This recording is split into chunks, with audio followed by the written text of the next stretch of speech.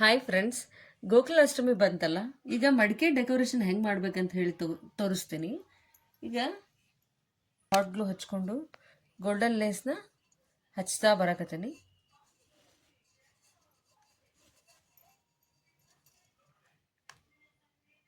ಈಗ second ಲೇಯರ್ನ same golden ಲೇಸಿಂದ ನಾನು ಹಚ್ತೀನಿ.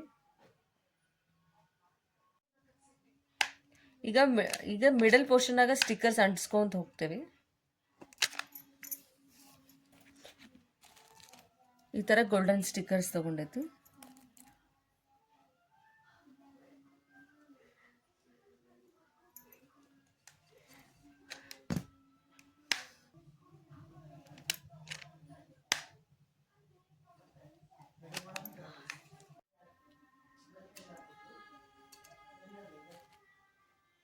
Golden colour stickers ಹಚ್ಕೊಳಕತ್ತೀನಿ.